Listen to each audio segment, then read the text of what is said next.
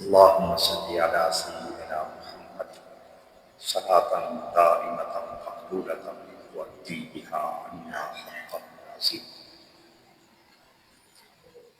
قال الله تعالى عن وقانه آناء الليل ساجدا وقائما يحذر الآخرة ويرجو رحمة ربه. قل هل يستوي الذين يعلمون والذين لا يعلمون انما يتذكر اولو الالباب. صدق اللہ العلی العظیم.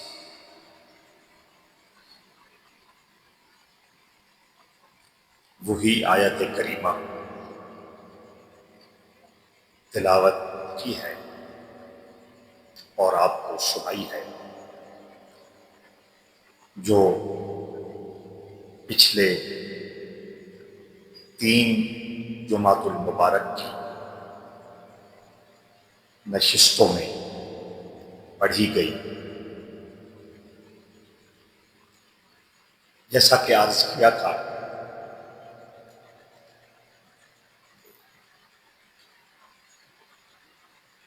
مفہوم کے اعتبار سے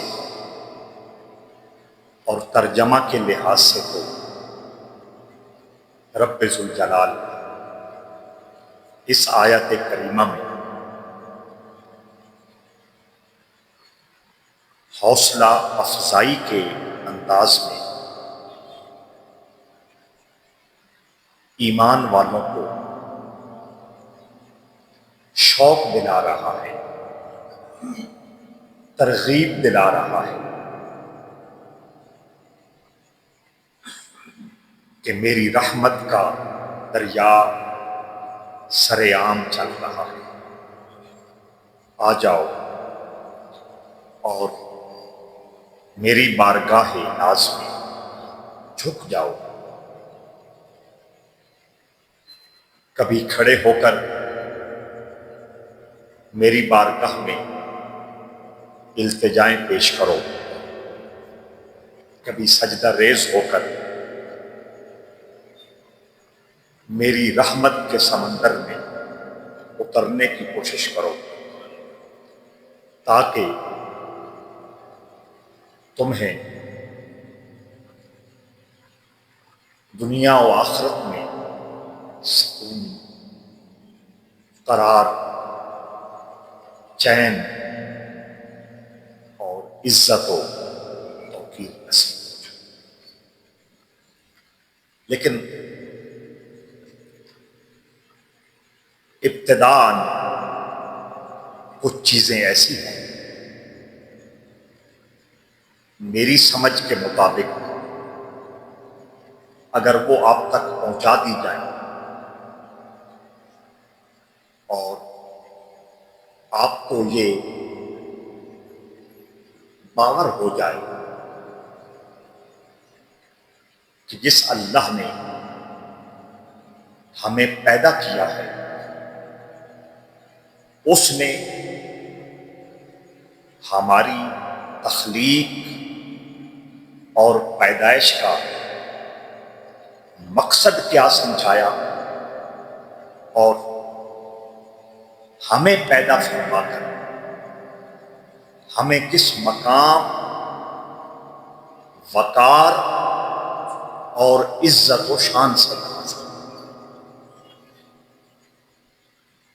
تو جب ہم اپنی ویلیو کو جان لیں گے، اپنے مقام اور مرتبے کو کسی حد تک سمجھ لیں گے، اس وقت جب اللہ کی محبت و معرفت کے سمندر میں اترنے کی کوشش کریں گے تو ہماری روحیں اللہ کے پیار سے سرشار ہو جائیں گی، ہمارے دل اللہ کی معرفت کی چاندنی سے روشن ہو جائیں گے اور ہمارے دماغ، ہماری فکر، ہماری سوچ اور ہمارا شعور اللہ کی عظمت و شان کو جاننے کے بعد اس کے دربار میں ہر لحظہ ہر لمحہ شکر گزاری کے لیے، شکر گزاری کرتے ہوئے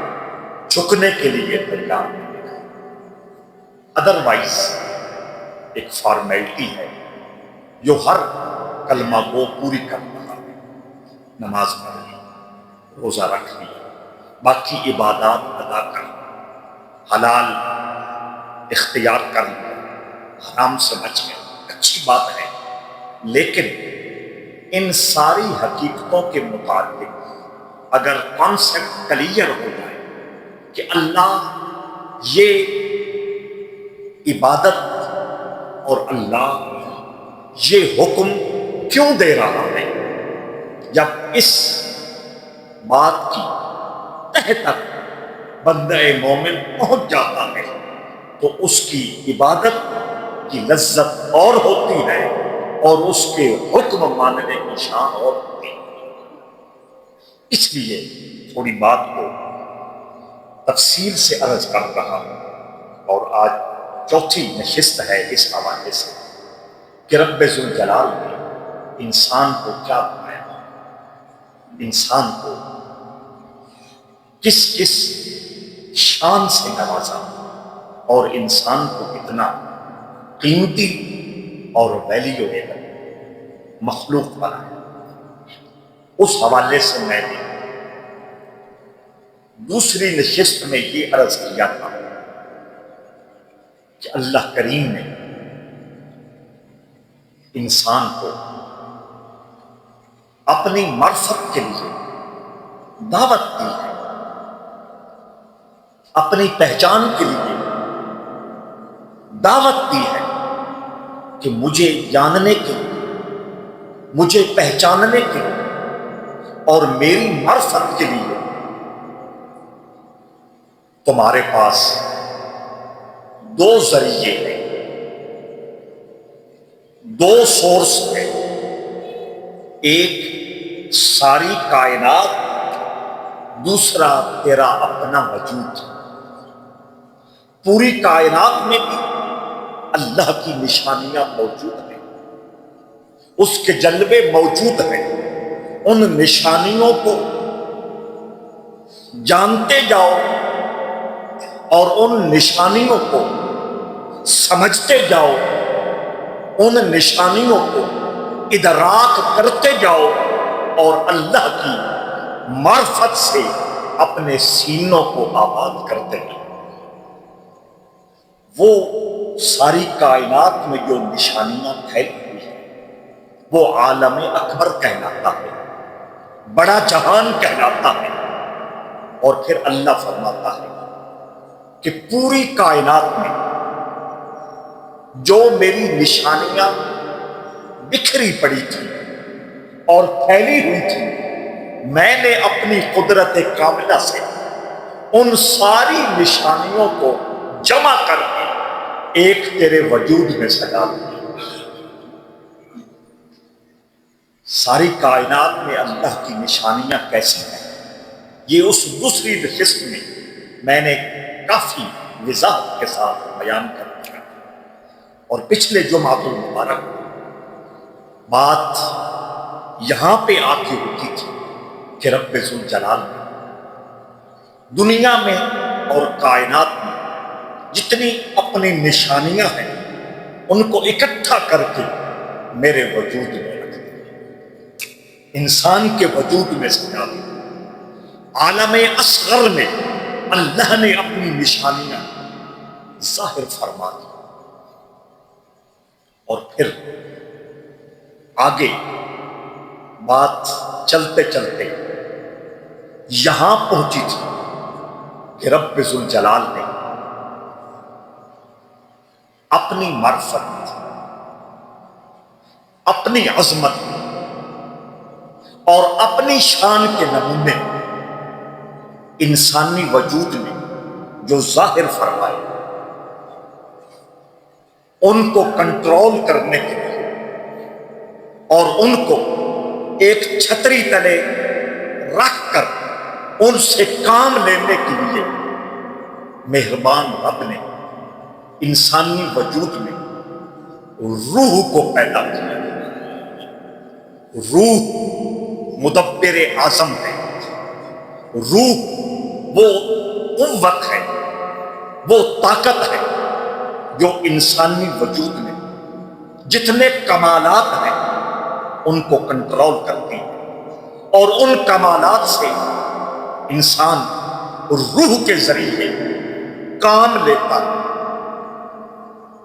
اور اس روح کی جب بات چلی تھی تو میں نے عرض کیا تھا کہ مہربان رب نے اس روح کو انسان کی پوری باڈی کے ساتھ اور پورے وجود کے ساتھ کنیکٹ کر دیا ہے۔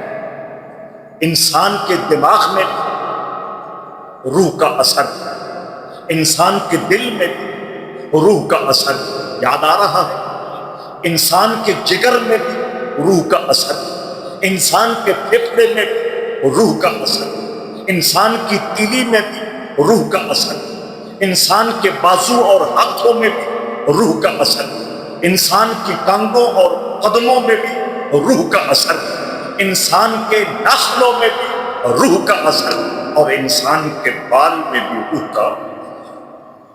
پھر میں نے یہ عرض کیا، آپ کو بھی یاد کرا رہا، اور کئی دوست بالکل پہلی دفعہ آئے اور ان کے لیے یہ موضوع انتہائی اجنبی ہے۔ ویسے بھی یہ موضوعات ہمارے سٹیجوں پہ ڈسکس نہیں ہوتے، ان کو کوئی سنتا سناتا نہیں، ہر ایک کے لیے پردیسی اور اجنبی موضوع ہے۔ اور جو پہلی دفعہ سن رہا ہے، آپ تو چونکہ 3 نشستوں میں میرے ساتھ جڑے ہوئے ہیں، تو جو بالکل نئے آئے ہیں ان کو اپنے موضوع کے ساتھ جوڑنے کے لیے میں اس کی دہرائی کر رہا ہوں، ریویژن کر رہا ہوں۔ تو میں نے عرض کیا تھا کہ جسم کے ہر حصے کے ساتھ اللہ نے روح کا تعلق جوڑ رکھا ہے، کنیکٹ کر رکھا ہے۔ ہاں اتنا فرق ضرور ہے، دل کے ساتھ روح کا تعلق اور ہے، دماغ کے ساتھ روح کا تعلق اور ہے، ناخن کے ساتھ روح کا تعلق۔ ناخن کٹ جائے بندہ مرتا نہیں ہے، ناخن کاٹتا ہے بندہ اور خوشی سے کاٹتا ہے، لیکن دل سے روح کا تعلق کٹ جائے یا دماغ سے روح کا تعلق کٹ جائے تو بندہ زندہ نہیں رہتا۔ تو یہاں میں نے یہ سمجھایا تھا بالکل اسی طرح جس طرح روح کا تعلق میرے جسم کے مختلف حصوں کے ساتھ مختلف ہے، ایسے ہی اللہ کا تعلق بندوں کے ساتھ، نبیوں کے ساتھ اور رسولوں کے ساتھ اور ولیوں کے ساتھ اور علم والوں کے ساتھ اور ان پڑھ لوگوں کے ساتھ اور جو اس سے دور رہتے ہیں ان کے ساتھ اور جن کی جبین نیاز اس کے در پہ جھکی رہتی ہے، جن کی سوچوں میں اس کی عظمت کا سورج طلوع ہوتا ہے، جن کی روحوں میں اس کے پیار کی سرشاری ہوتی ہے، اور جن کے دلوں میں اس کے احترام کی چاندنی ہوتی ہے، ان کے ساتھ اللہ کا تعلق۔ اور یہ میں نے سمجھایا تھا کہ کس طرح اللہ نے میرے وجود کو اپنی معرفت کی نشانی، کس طرح اللہ نے میرے وجود اور میرے جسم اور میرے جسے کو اپنی عظمت کا پتہ دینے کے لیے بنایا ہے۔ تو روح سے ہم نے بات کو شروع کیا تھا کہ روح کا تعلق جسم کے مختلف حصوں کے ساتھ، اور یہ اس بات کی دلیل ہے کہ اللہ نے مخلوق کے ساتھ بھی اپنے تعلق کو مختلف انداز میں آیتیں پڑھی تھی، وَهُوَ مَعَكُمْ أَيْنَمَا كُنْتُمْ، اور یہ بھی پڑھا تھا إِنَّ اللَّهَ مَعَ الصَّابِرِينَ إِنَّ اللَّهَ مَعَ الْمُحْسِنِينَ، سب کے ساتھ ہے لیکن صبر کرنے والوں کے ساتھ اور طرح کا، احسان کرنے والوں کے ساتھ اور طرح کا اس کا تعلق ہے۔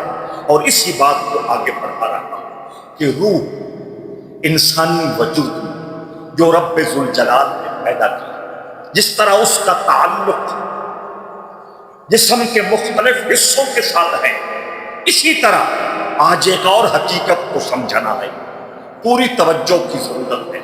میں ہمیشہ آپ سے کہتا ہوں کہ میں صرف آپ سے ایک چیز کی ڈیمانڈ کرتا ہوں، وہ ہے دھیان، وہ ہے توجہ، اور وہ جب تک پوری توجہ اور دھیان آپ کا میری طرف نہیں ہوگا، ان حقیقتوں کی خوشبو آنا ممکن نہیں ہوگی۔ یہ خوشبو لینی ہے اور اس خوشبو سے اپنے من کی دنیا کو آباد کرنا ہے۔ آئیے آج میں یہ کہنا چاہتا ہوں کہ روح انسانی وجود کے اندر موجود ہے، اس کا انکار کوئی نہیں کر سکتا۔ بڑی توجہ، جس طرح یہ ایک حقیقت ہے اور یہ ایک دعویٰ ہے کہ انسانی وجود میں روح موجود ہے، اسی طرح یہ ایک دعویٰ ہے کہ اس کائنات کے اندر اللہ کی ذات موجود ہے۔ سمجھ آ گئی؟ کیونکہ وہ نظر نہیں آتا، وہ شکل و صورت سے پاک ہے اور دکھائی دینے سے ماورا ہے۔ اس نے بیان کر دیا، لا تدرکہ الابصار وہو یدرک الابصار۔ وہ فرماتا ہے کہ وہ سب کو دیکھ رہا ہے، اسے کوئی نہیں دیکھ سکتا۔ اس کے باوجود حکم ہے کہ مانو کہ اللہ ہے۔ جب ہے نظر آئے نہیں، نظر نہیں آنا ہے، اس کی شکل کیا ہے، اس کی صورت کیا ہے، اس کی شیپ کیا ہے، اس کا رنگ کیا ہے، سوال ہے نا؟ فرمایا نہیں، یہ بھی تمہارا عنوان نہیں ہے، یہ بھی تمہارا موضوع نہیں ہے، یہ بھی تمہارا سبجیکٹ نہیں ہے، وہ ہے۔ فرمایا عرض کی یا اللہ کیسے مانے؟ فرمایا اس کی مثال تیرے وجود کے اندر روح کی مثال۔ اب اللہ مجھے کہہ رہا ہے تو مانتا ہے کہ روح ہے یا نہیں؟ میں نے کہا یا اللہ میں مانتا ہوں روح موجود ہے، کیونکہ یہ نہ ہو تو پھر معظم نہیں کہلائے گا، ڈیڈ باڈی ہوگی، میت ہوگی۔ جلدی جلدی غسل دے کے، کفن پہنا کر، جنازہ ادا کر کے، احترام سے کندھوں پہ رکھ کے قبر کے حوالے کر دیا جائے گا۔ وجہ کیا ہے کہ روح ہر حقیقت کا انکار کرنے والے لوگ ہر زمانے میں موجود رہے، لیکن موت کا انکار، اور موت نام کس کا ہے؟ روح کے ڈسکنیکٹ ہونے کا، روح کے جسم سے نکل جانے کا نام موت ہے۔ تو جب میں نے اللہ سے کہا یا اللہ میں کیسے مانوں تیری ذات موجود ہے، تو ہے، فرمایا اس حقیقت کو ماننے کے لیے دور دراز کے سفر کی ضرورت ہے۔ اس حقیقت کو ماننے کے لیے ہزاروں کتابوں کے پر وقت ضائع کرنے کی ضرورت نہیں ہے۔ اس حقیقت کو تسلیم کرنے کے لیے کسی دروازے کو کھٹکھٹانے کی مجبوری نہیں ہے۔ یا اللہ کچھ حاصل کرنا ہو، یا کتاب کا سہارا لیا جاتا ہے، یا استاد کا سہارا لیا جاتا ہے، یا مثال کا سہارا لیا جاتا ہے۔ اب میں کیسے مانوں تیری ذات موجود ہے؟ فرمایا دور دراز کا سفر نہیں کرنا، کسی مشقت میں مبتلا نہیں ہونا، تیرے وجود میں روح، اگر تو اس کو مانتا ہے پھر تو مان کہ اللہ کی ذات موجود ہے۔ بتا مجھے، اللہ مجھ سے سوال کر رہا ہے، بتا مجھے کہ روح کا رنگ، روح کا سائز، روح کی موٹائی، روح کا پتلا پن، روح گرم، روح ٹھنڈی، کوئی جواب نہیں۔ آج تک کوئی ایسا آلہ ایجاد ہوا جس نے بتایا ہو کہ روح کا جسم ایسا ہے، روح کا رنگ ایسا ہے، روح ہاتھ لگانے سے نرم یا سخت محسوس ہوتی ہے، روح ٹھنڈی ہے یا روح گرم ہے؟ یا اللہ نہیں، میں یہی تو بات سمجھانا چاہتا ہوں، جس طرح روح ہے نظر نہیں آتی، روح ہے محسوس نہیں ہوتی، اسی طرح میری ذات بھی موجود ہے لیکن نظر آنے سے بھی ماں مرا ہوں، محسوس ہونے سے بھی ماں۔ جی اتو تو سبحان اللہ کیا سمجھ آ گئی؟ توجہ درکار ہے۔ رومی نے کہا تھا اتصال بے تکیف بے قیاس، اتصال بے تکیف بے قیاس، ہست رب الناس را با جان ناس۔ یہ رومی نے کہا اپنے رنگ میں، اتصال بے تکیف بے قیاس، اللہ کا انسانی وجود کے ساتھ جو کنیکشن ہے، جو لنک ہے اور جو تعلق ہے، رومی کہتا ہے وہ نہ تو کسی کیفیت میں آ سکتا ہے نہ کسی عقل کے خانے میں آ سکتا ہے، نہ اسے عقل سے سمجھایا جا سکتا ہے، نہ اسے کسی کیفیت، کسی کنڈیشن اور کسی فزیکل تھیوری کے ذریعے سمجھایا جا سکتا ہے۔ ہست رب الناس را با جان ناس، اللہ کا لوگوں کی جانوں کے ساتھ وہی تعلق ہے جو روح کا باقی بدن کے ساتھ ہے۔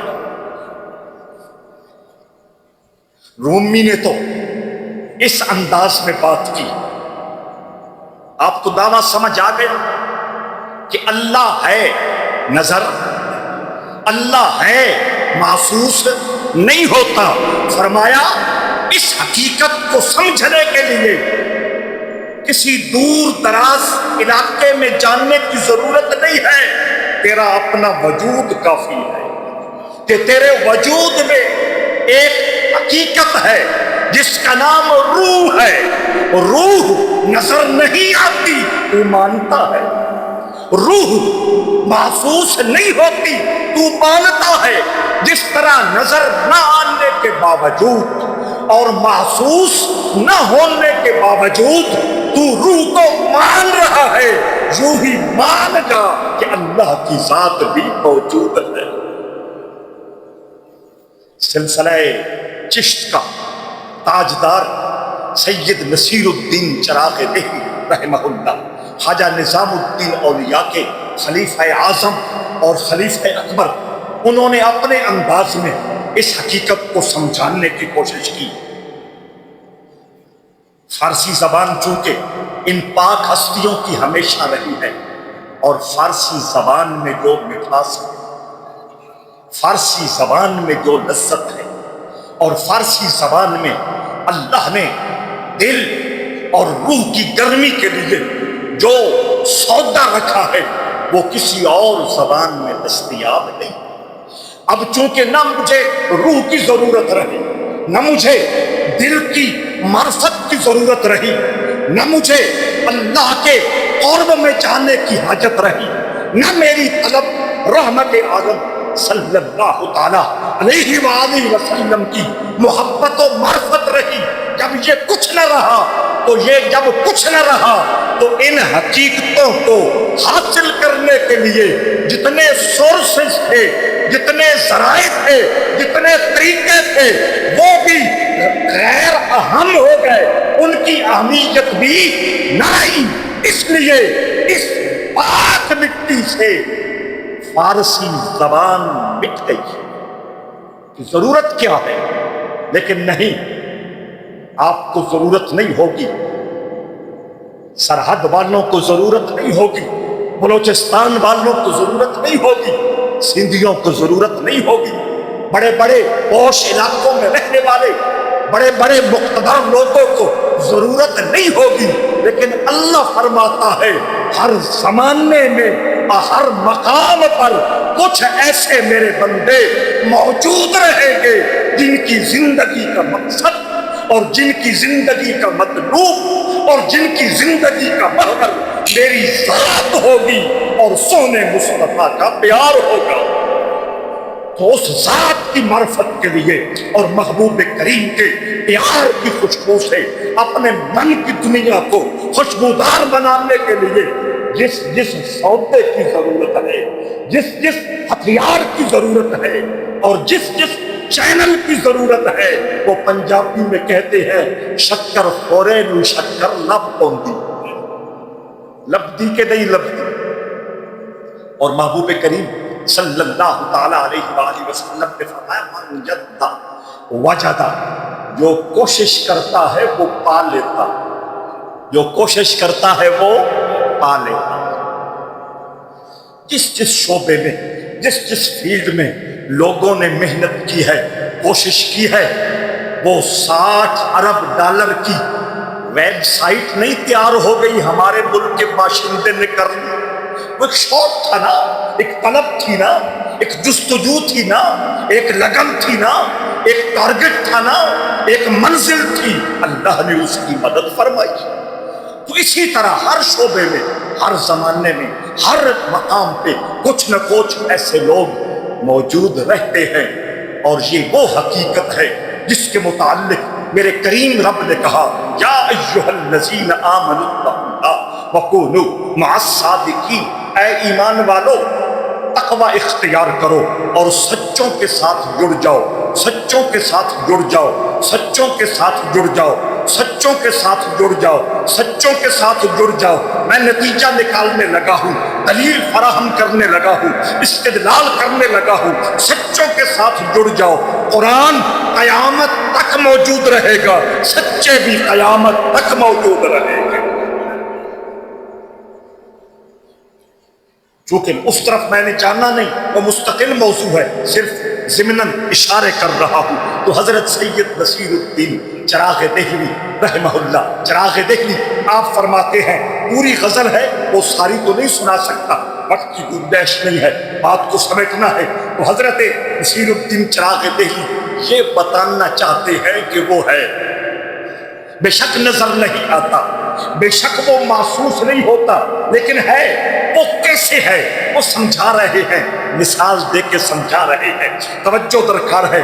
حضرت نصیر الدین چراغ دہلی ارشاد فرماتے ہیں، ایک ہی شعر سناؤں گا پوری غزل کا، وہ فرماتے ہیں اے زاہد ظاہر بھی، اے زاہد ظاہر بھی از قرب چہن پرسی، اے زاہد ظاہر بھی از قرب چہن پرسی، او در من و من در اون چون بو با گلاب اندر۔ وہ کہتے ہیں اے زاہد ظاہر بھی، یہ ہر زمانے میں ایسے لوگ موجود رہے ہیں۔ اس زمانے میں سائنس نے اتنی ترقی نہیں کی تھی، اس زمانے میں ٹیکنالوجی کا عروج آسمان کو نہیں چھو رہا تھا، اس زمانے میں عقلیات کے حوالے سے الحاد اور دہریت کے جراثیم نہیں تھے، لیکن وہ لوگ جو صرف کتاب میں گم رہتے تھے، صرف کتابی لوگ کہلاتے تھے، وہ یہ پوچھتے تھے، وہ یہ سوال کرتے تھے، اللہ کیسے وجود انسانی میں ہے، اللہ کیسے وجود انسانی میں اپنی ساری جلوہ فرمائیوں کے ساتھ موجود ہے۔ تو حضرت چراغ دہلی ایسے لوگوں کو جو ڈبل مائنڈڈ ہیں، ایسے لوگوں کے جو جمع تفریق کرنے والے ہیں اللہ کی ذات کے بارے میں، ایسے لوگ جو اللہ کی ذات کے بارے میں شک و شبہ میں مبتلا رہتے ہیں، ہے تو کہاں ہے، نظر کیوں نہیں آتا، محسوس کیوں نہیں ہوتا۔ تو حضرت چراغ دہلی پوری غزل ہے، ایک ایک شعر میں آپ نے مثالیں دے کے، آرگومنٹس دے کے اس حقیقت سے پردہ اٹھایا ہے۔ میں صرف ایک شعر پڑھ رہا ہوں، اے زاہد ظاہر بھی از قرب چہنے پرسی، ارے ارے عقلیات کے گھوڑے کے سوار، عقل کے گھوڑے پہ سوار ہو کے سر پٹ دوڑنے والے، ذرا رک، میری بات بھی سنتا جا، تو اللہ کا قرب پوچھنا چاہتا ہے، اللہ کی معیت اور سنگت بندے کے ساتھ کیسی ہے وہ تو سمجھنا چاہتا ہے۔ مثال سنیے، وہ فرماتے ہیں وہ میرے اندر اور میں اس کی ذات میں کس طرح گم ہے، فرمایا جس طرح پھول میں خوشبو۔ جناب سمجھا، جس طرح پھول میں کوئی آج تک دعویٰ کر سکا کہ خوشبو کی شیپ یہ ہے، اس کی شکل یہ ہے، اس کی صورت یہ ہے، اس کی آنکھیں یہ ہے، اس کا قد اتنا ہے، وہ ٹھنڈی ہوتی ہے، وہ گرم ہوتی ہے، وہ نرم ہوتی ہے، وہ سخت ہوتی ہے؟ لیکن ہر بندہ مانتا ہے یا نہیں کہ پھول میں کیا ہے؟ خوشبو ہے۔ فرمایا جس طرح پھول میں خوشبو ایک حقیقت ہے اور تو اس حقیقت کو مانے بغیر نہیں رہ سکتا، اللہ ایسے ہی خوشبو کی طرح مومن کے وجود میں جلوہ فرما ہے۔ اللہم صلی علی محمد معدن الجود والکرم وآلہ وبارک۔ وقت بھی کنارے پہ لگ رہا ہے اور میں جو بات چھیڑنے لگا ہوں وہ توجہ طلب بھی ہے اور تفصیل طلب بھی ہے۔ چلو جتنی ہو گئی بات کو سمیٹ لیں گے، جو مضمون رہ گیا اگلے جمعے انشاءاللہ اس کو آپ کی خدمت میں پیش کیا جائے گا۔ اب اگلا سوال یہ ہے کہ اس وجود انسانی کو جو روح کنٹرول کرتی ہے وہ ایک ہے یا دو؟ ہاں ماشاءاللہ ایک روح ہے۔ کتنی روحیں ہیں؟ ایک ہے۔ ہر وجود میں روح ایک ہے، دو نہیں ہے۔ یہ بھی اللہ کی حکمت ہے۔ وہ چاہتا تو دو، وہ چاہتا تو کئی روحیں پیدا کر دیتا، نہیں، ہر باڈی میں، ہر وجود میں اللہ نے کتنی روحیں پیدا کی؟ کتنی پیدا کی؟ بار آواز ویندی پئی او بھی آکھن کتنی پیدا کی؟ ایک۔ اللہ نے ہر وجود میں ایک روح پیدا کی، یہ بھی اس کی حکمت ہے اور عین کرم اور محبت کا تقاضا ہے۔ میں دلیل دینے لگا ہوں، توجہ درکار ہے۔ میں نے شروع میں کہا تھا، پچھلے جمعے بھی کہا تھا، آج بھی کہا تھا کہ اس پورے انسانی جسم کا کنٹرولر کون ہے؟ کنٹرولر کون ہے؟ کنٹرولر کون ہے؟ روح۔ تو اب اس کا کرم نہیں ہے، اس کی شفقت نہیں ہے، اس کی محبت نہیں ہے انسان کے ساتھ۔ اگر دو روحیں پیدا کر دیتی، ایک روح کہتی جا، دوسری روح کہتی سو، کیا خیال ہے؟ ایک روح کہتی کھا، دوسری روح کہتی نہیں۔ ایک روح کہتی پانی پی، دوسری روح کہتی پیاس برداشت کر۔ ایک روح کہتی کپڑے پہن، دوسری روح کہتی کپڑے نہیں پہننے۔ ایک روح کہتی وہاں جا، دوسری روح کہتی وہاں نہیں جانا۔ توجہ ہے یا نہیں؟ ایک روح کہتی شادی کر، دوسری روح کہتی شادی نہ کر۔ ایک روح کہتی شادی ہو گئی، اولاد پیدا ہونی چاہیے، دوسری روح کہتی اولاد پیدا نہیں ہونی چاہیے۔ ایک روح کہتی زمین خرید، دوسری روح کہتی زمین تو میرے سننا لے جو کہ زمین نہ لے، اس وقت میں تیرے مثال دوں، ورنہ ہر شعبے میں مثال تو ایڈجسٹ ہو سکتی ہے نا۔ توجہ درکار ہے، بڑی توجہ درکار ہے۔ اللہ نے کتنی روحیں پیدا کی؟ ایک روح۔ ہمارا مقصد ایک دو روحیں نہیں، ہم نے اس منزل پہ پہنچنا ہے کہ انسانی وجود میں نشانیاں ہیں اللہ کی ذات کی، یہ اصل مقصود ہے۔ باقی سب ضمنی باتیں ہوتی ہیں، اپنے مقصد سے نہیں ہٹنا، اپنی منزل سے نہیں ہٹنا۔ دعویٰ یہ کیا ہے میں نے کہ انسانی وجود یہ نشان ہے اللہ کی ذات کا۔ اس پہ یہ میں لگاتار اتنے عرصے سے مثالیں دے رہا ہوں۔ توجہ درکار ہے، بڑی توجہ درکار ہے۔ کنٹرولر بدن کا، جسم کا کنٹرولر روح ہے، اور اللہ نے اپنے کرم سے دو نہیں ایک روح پیدا کی۔ ایک شیروانی میں، ایک کوٹ میں دو بندے گھس جائیں تو کیا ہوتا ہے وہ ایک بندے کی سائز کا، اور اس میں دو گھس جائیں، نہیں نہیں، نظام خراب ہو جاتا ہے۔ توجہ درکار ہے۔ تو رب ذوالجلال نے جو کنٹرولر پیدا کیا میرے جسم کا، میرے دماغ کا، میرے دل کا، میرے باقی اعضاء کا جو کنٹرولر مقرر کیا اس کا نام روح ہے، اور روح اللہ نے ایک پیدا کی۔ اگر یہ بات سمجھ آ گئی تو ہوتی جسم کا نظام، جسم کا نظام، جسم کا نظام خراب ہو جاتا، برباد ہو جاتا۔ بات سمجھانا چاہتا ہوں، اللہ یہی بتانا چاہتا ہے کہ اللہ بھی ایک ہے، اللہ بھی ایک۔ سمجھ آئی؟ اگر دو ہوتے، ایک کہتا سورج نکلے، دوسرا کہتا نہ، پھر یہ رات دن کا نظام، اللہ کا ایک کہتا سردی آئے، دوسرا کہتا گرمی، ایک کہتا بہار، دوسرا کہتا خزاں، ایک کہتا گندم اگانی ہے، دوسرا کہتا باجرا۔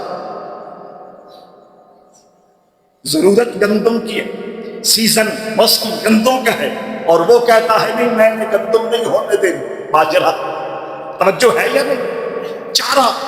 تو یہ نظام دنیا پل پٹ ہو جاتا، پلٹ پلٹ ہو جاتا، درہم برہم ہو جاتا، ایک کچھ کہتا، ایک کچھ کہتا۔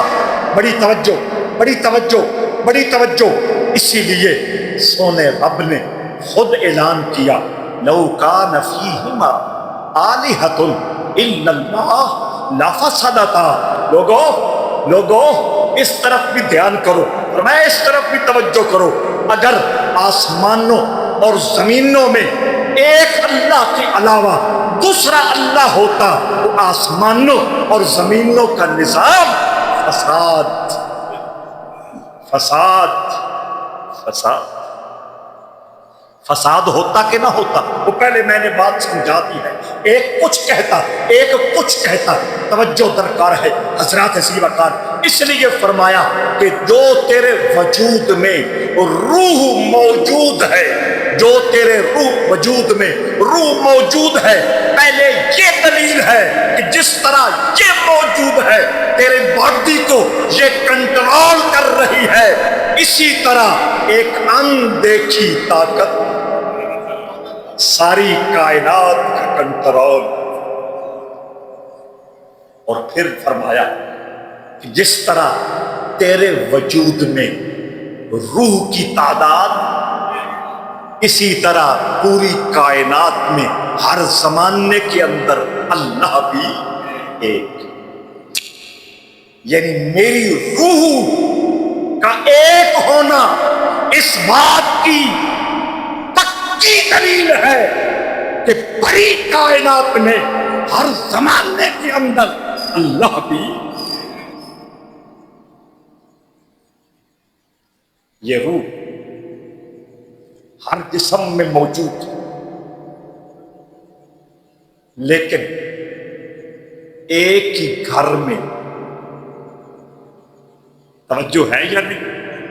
ایک ہی گھر میں چند لوگ رہتے ہیں، ان کے رنگوں میں فرق، ان کے رنگوں میں فرق۔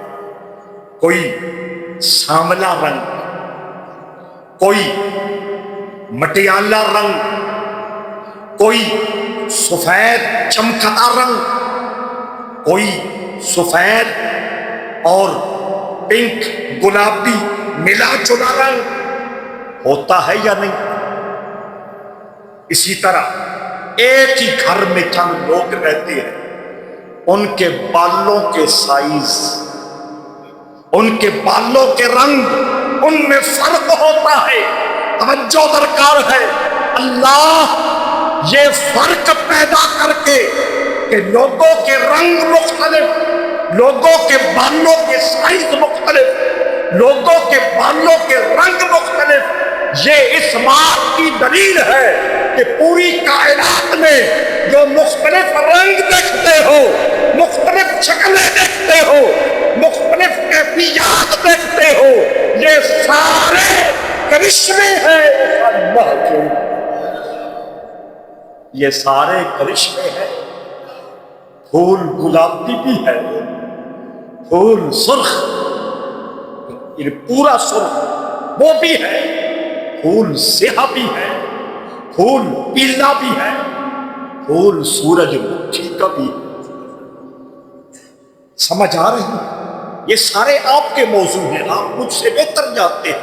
یہ جو فرق ہے اللہ نے پوری کائنات میں مختلف حوالوں سے پیدا کیا ہے، فرمایا اس کی مثال یہ ہے کہ جس طرح تیرے وجود میں روح کا اثر رنگ کی صورت میں الگ الگ ظاہر ہوتا ہے، پوری کائنات میں اللہ کی قدرت الگ الگ طریقے سے ظاہر اور جلوہ فرما۔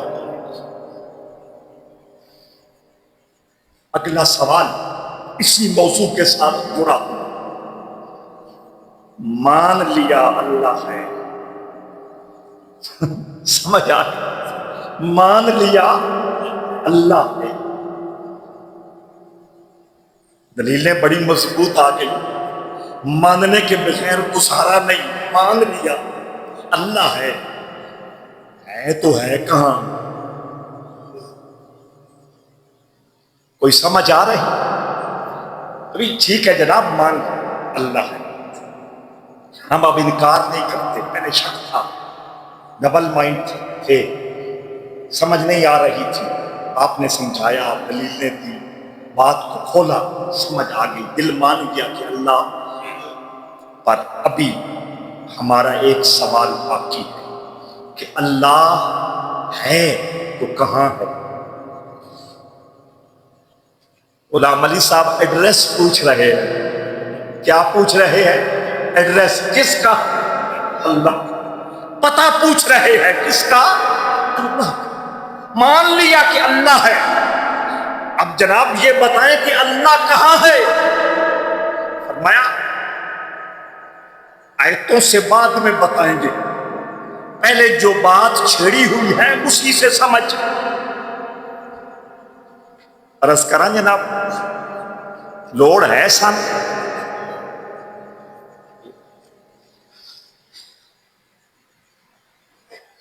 اسے کیا سمجھانا ہے؟ وہ تو چراغ دہلی نے کیا کہہ دیا کہ وہ تو جس طرح پھول میں خوشبو، اس طرح میرے اور آپ کے۔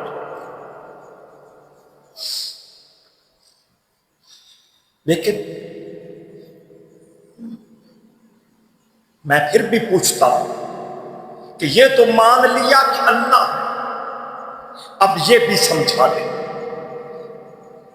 اب یہ بھی بتا دیں کہ مجھے اس سے پیار ہے، میں اس کے گن گاتا ہوں نا، میں اس کی محبت اور اس کی دیوانگی آگے سے آگے جا رہا ہوں، وہ رہتا کہاں ہے؟ اس کا مقام کون سا ہے؟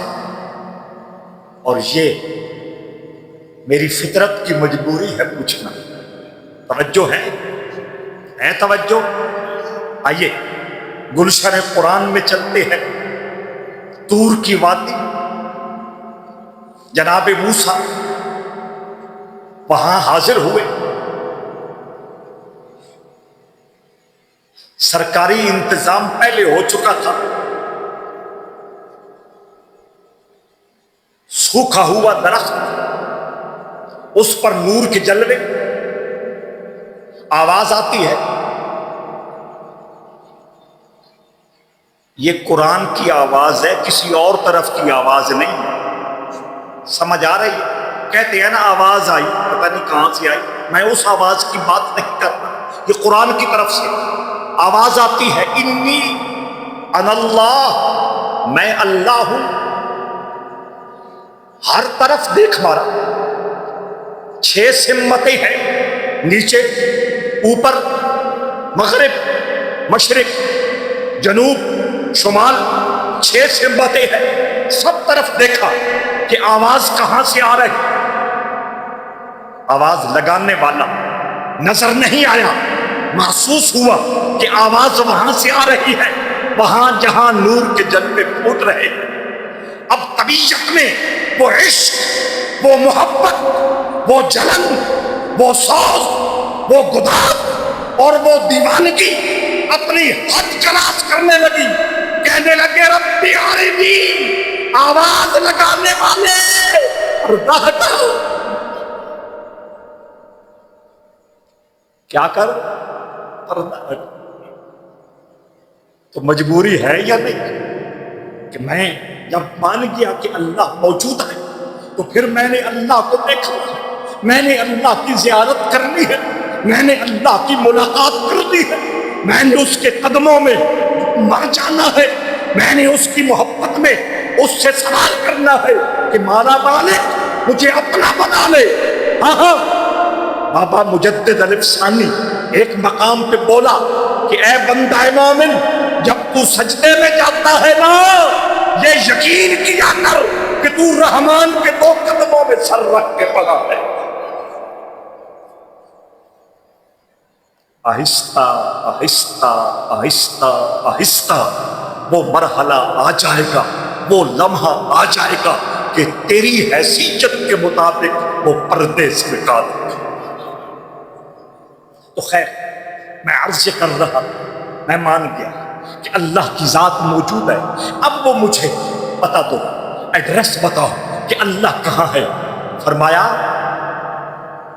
آیتیں بعد میں سنائیں گے، پہلے میں یہی بات تمہیں سمجھانا چاہتا ہوں۔ اللہ فرماتا ہے جب تو مان گیا کہ روح ہے،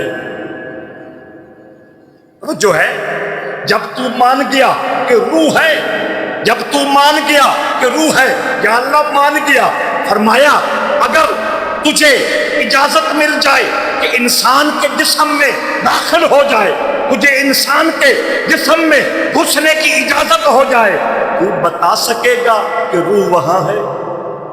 بولے کہ میں نے دل میں روح کو دیکھا، میں نے دماغ میں روح کو دیکھا، میں نے آنکھوں میں روح کو دیکھا، میں نے ناک میں روح کو دیکھا، میں نے گردے میں روح کو دیکھا، میں نے پھیپھڑے میں روح کو دیکھا، میں نے جگر میں روح کو دیکھا، میں نے فلاں جگہ روح کو دیکھا۔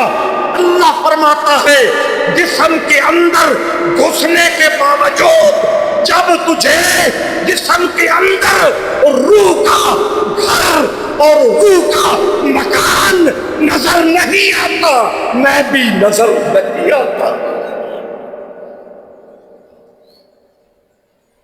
سمجھ آ رہی؟ کیونکہ بہت حساس موضوع ہے کہ بہت بریکی والا موضوع ہے، نہیں سمجھ آتی پئی تے اسی اتھے ہی نہ سارے پھر بڈھو لگ پوندے، آپ کوئی مسئلہ نہیں، توجہ درکار ہے۔ سمجھانا چاہتا ہے اللہ کہ اللہ کی ذات موجود ہے، لیکن مقام، ایڈریس اور مکان جس طرح روح کا طے نہیں کیا جا سکتا، اللہ کا مقام بھی طے نہیں کیا جا سکتا۔ بس وہ چراغ دہلی کے بقول یہی ماننا ہے، جس طرح گلاب میں خوشبو ہے، جس طرح پھول میں خوشبو ہے، اسی طرح اللہ تیرے وجود میں اور ساری کائنات میں جلوہ فرما۔ بات بڑے نوری ماحول میں داخل ہو رہی ہے، اور زیادہ توجہ۔ میں جانتا ہوں کوئی بندہ بھی بے دھیان نہیں بیٹھا، اس کے باوجود میں مطالبہ کر رہا ہوں کہ بات بڑے نوری ماحول میں جا رہی ہے، توجہ درکار ہے۔ اللہ موجود ہے، مان لیا۔ اللہ کہاں ہے؟ اب یہ سوال ہے، اس کا ایک عقلی جواب تو یہ آ گیا، جس طرح روح کا بسیرا کوئی پتہ نہیں ہے، پورے وجود میں اس کے جلوے ہے، اس کے اثرات ہیں، اس کی حکمرانی ہے، اس کا کنٹرول ہے، یوں ہی پوری کائنات میں اللہ کے اثرات بھی ہیں، اس کے جلوے بھی ہیں، اس کی طاقت بھی ہے، اس کی حکمرانی بھی ہے، اس کا کنٹرول بھی ہے۔ اس کے باوجود اللہ فرماتا ہے وَفِي أَنفُسِكُمْ أَفَلَا تُبْصِرُونَ، اللہ تو جناب تمہاری جانوں کے اندر ہے۔ وہ دیکھ، اللہ تمہاری جانوں کے اندر رہتا ہے۔ اب یہ میں نہیں کہہ رہا، کوئی لیڈر نہیں کہہ رہا، کوئی استاد نہیں کہہ رہا، کوئی نبی اور رسول نہیں فرما رہا، کہ اللہ بذات خود کہہ رہا ہے میں تیرے اندر ہوں۔ ومن اصدق من اللہ قیلا، اللہ سے کون بڑا سچا ہو سکتا؟ اللہ نے خود کہا ومن اصدق من اللہ قیلا، اللہ سے بڑا سچا کون ہے؟ یا اللہ کوئی سچا نہیں ہے تو وہ سچا کہہ رہا ہے میں تمہارے اندر۔ قرآن میں نے پڑھا ہے یا ہیر وارث شاہ سنائی ہے؟ قرآن سے ثابت ہے کہ اللہ اندر ہے، اللہ اندر ہے۔ بس یہی تو میں دعوت دینا چاہتا تھا، اسی نقطے پہ آپ کو لانا چاہتا تھا۔ جب وہ اندر ہے تو ہم اسے ڈھونڈیں، جب وہ اندر ہے تو ہم اسے ڈھونڈیں، اور یہی خانقاہ کا مشن ہے، یہی اللہ والوں کا طریقہ ہے، یہی صوفیوں کی تعلیم اور تربیت کا ہر زمانے میں مزاج بھی رہا، اور انتہا بھی یہی ہے کہ بندے کو یہ ڈھونڈنا ہے کہ اللہ کس شان کے ساتھ میرے اندر ہے ارادہ۔ اس ارادے تک پہنچنے سے پہلے وہ جو میں نے کہا نا بہت توجہ، بات بہت نور نگر میں چلی گئی، اس ارادے تک پہنچنے سے پہلے فرمایا نا نا نا نا نا نا نا نا نا نا، وہ تو بہت بڑی منزل ہے۔ فرمایا النبی اولا بالمؤمنین من انفسہم، اللہ فرماتا ہے بندوں کی جانوں سے بھی زیادہ قریب میرا محبوب ان کے اندر رہتا ہے۔ اللہم صلی بادل الدود والکرم، اللہ وہ اندر رہتے ہیں، ہم نے وہ کام کرنے ہیں، وہ روشیں اختیار کرنے ہیں، وہ زندگی کا بہترین اسلوب حاصل کرنا ہے، وہ زندگی معیاری زندگی بنانی ہے کہ ہمیں فزیکل یہ احساس ہو جائے کہ مصطفیٰ اندر ہے۔ بس جب مصطفیٰ کے تخت تک میری اور آپ کی رسائی ہو گئی، اللہ تو وہی ہے، اللہ تو ایصال سبا۔